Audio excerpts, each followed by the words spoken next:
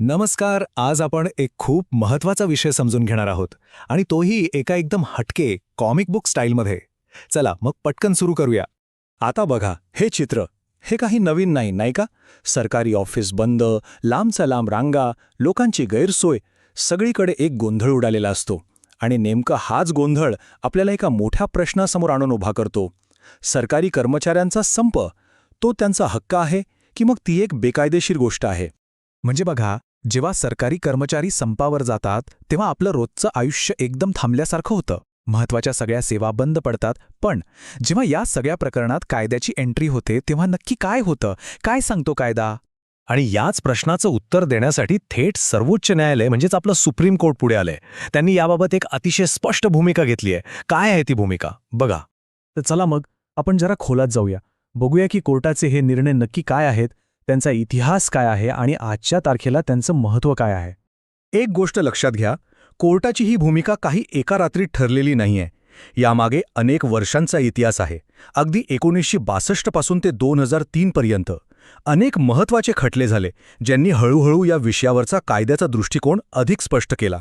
आणि मग आला तो 2003 सालचा ऐतिहासिक निकाल, टी.के. रंगराजन विरुद्ध तामिळनाडू सरकार.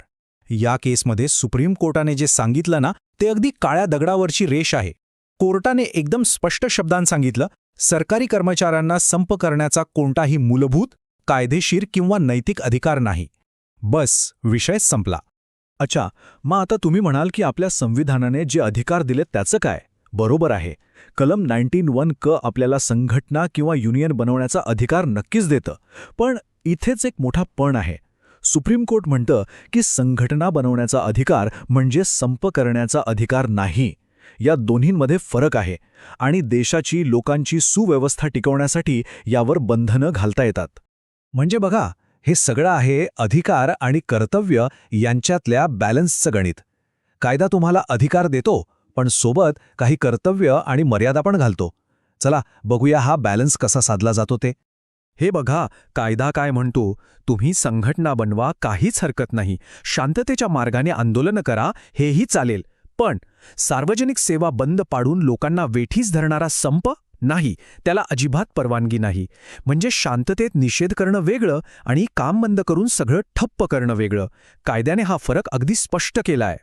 ठीक आहे, मग कायदा तर कळला, पण समजा कोणी हा कायदा मोडला तर त्याचे परिणामही तितकेच गंभीर आहेत. हे समजून घेणं खूप गरजेचं आहे. जर कोणी अशा बेकायदेशीर संपात भाग घेतला तर त्यांच्यावर कडक शिस्तभंगाची कारवाई होऊ शकते. आणि ही कारवाई म्हणजे काही साधीसुधी गोष्ट नाहीये. नोकरीवरून सस्पेंड केलं जाऊ शकतं, पगार कापला जाऊ शकतो, पेन्शनवर परिणाम होऊ शकतो, प्रमोशन थांबू शकतं. म्हणजे एका चुकीमुळे संपूर्ण करिअर धोक्यात येऊ शकतं. बरं, मग आता प्रश्न असा आहे की जर संप करणं हा कायदेशीर मार्ग नाहीये, तर मग सरकारी कर्मचाऱ्यांनी आपल्या मागण्या, आपल्या समस्या सरकारपर्यंत कशा पोचवायच्या? त्यासाठी काही लोकशाही मार्ग आहेत का? हो, नक्कीच आहेत. आणि त्यातला सगळ्यात महत्त्वाचा मार्ग म्हणजे संवाद. कायदा सांगतो की आधी बोला, चर्चा करा, प्रशासनासोबत बसून तोडगा काढा. तिथेही काही झालं नाही तर प्रशासकीय न्यायाधिकरणासारखे कायदेशीर मंच उपलब्ध आहेत. हेच खरे आणि योग्य लोकशाही मार्ग आहेत. तर या सगळ्या चर्चेचा सार काय? तो हाच की हक्क आणि कर्तव्य हे एकाच नाण्याचे दोन बाजू आहेत. आपल्या हक्कांसाठी आपण जरूर लढलं पाहिजे, पण त्याच वेळी एक नागरिक म्हणून, एक कर्मचारी म्हणून आपली जी कर्तव्य आहेत ती विसरून चालणार नाही. जेव्हा आपण हे संतुलन साधू तेव्हाच आपली लोकशाही खऱ्या अर्थाने मजबूत होईल. या सुंदर आत्मिक प्रवासात माझ्यासोबत केल्याबद्दल तुमचे खूप खूप धन्यवाद. आणि हे ज्ञान आपल्यापर्यंत पोहोचवणाऱ्या ग्रीन रुद्राक्ष चॅरिटेबल ट्रस्टचे पुन्हा एकदा मनपूर्वक आभार. तुमचा दिवस शुभ असो.